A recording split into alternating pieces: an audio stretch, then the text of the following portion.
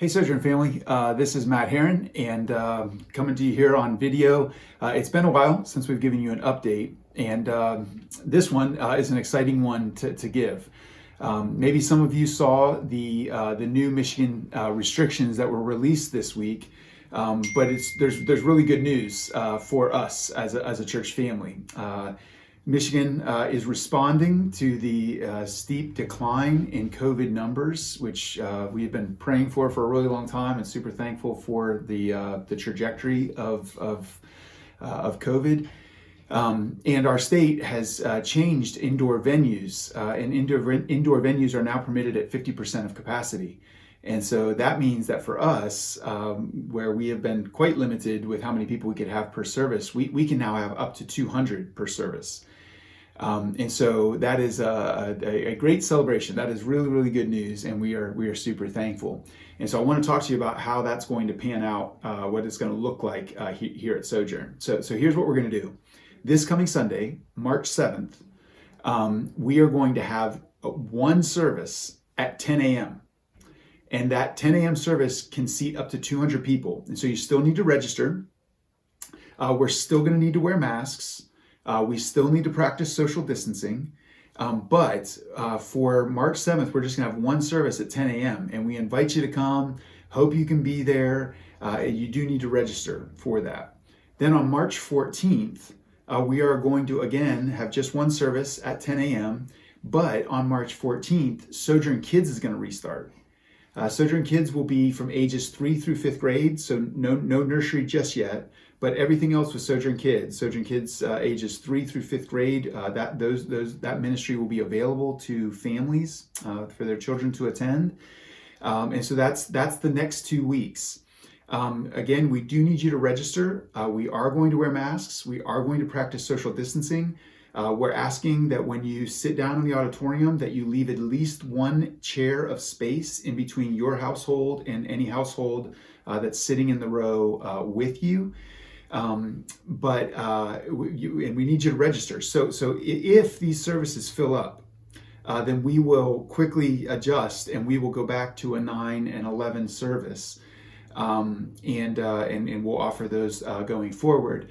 But we do think that there's a really precious window here, where some are still not quite ready to rejoin public gatherings, and we could have a few more people in the space together, and it might just be a way to kind of reunite and to bring us together and to actually connect. This coming Sunday is March 7th, and maybe some of you know this, but March 8th, 2020 was the last time that we had normal church. And for the entire year since, I've kept March 8th's bulletin from last year. I've kept that bulletin on my desk. It's functioned as somewhat of a prayer prompt for me, of a reminder of the fact that things are not normal. And I cannot believe it's been a year. But we are thankful to be able to give some good news. So increased capacity for worship, at least for the next couple Sundays. We're going to just have one service at 10 a.m. And if that service begins to fill up, we'll respond to that. I do want to mention a couple things. On Easter Sunday, April 4th, we will definitely offer 2 services on Easter Sunday. And so that we're excited about that as a reality. And then just as we think about March 7th, March 14th, and beyond, one of the things that we are going to need help with is we're going to need volunteers. We're going to need people to begin re-engaging in those rotations in the areas that you have, Sojourn family, that you have so faithfully served over the years. So things like Sojourn Kids, greeters, the safety team. And so the people that organize those various ministries are going to be reaching out to you if you've served in those areas before. And we can launch these things if we have the manpower and the human power. And so please respond to those emails. And if you're at all capable of serving in those ways, man, we would really appreciate it as we try to find our rhythm again. And things change all the time. So if something dramatic were to change over the next few days or weeks, then we'll send out another video and keep you in the loop. But just keep your eyes open for the registration email. That'll come out soon. And then also, as various ministry leaders reach out to you about serving, man, we need you to serve. And so thanks for the way that you've done that so faithfully over the years. And we would love for those of you who are ready to jump back in to serving rotations. The last thing I want to say is I want to thank you. I want to thank you, the congregation.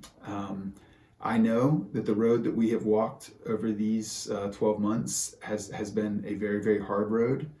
And I want to thank you for the strong majority of our church that has tried their best to navigate this window by trying to love our neighbor, by trying to honor our authorities, and by trying to value the gathering of ourselves together.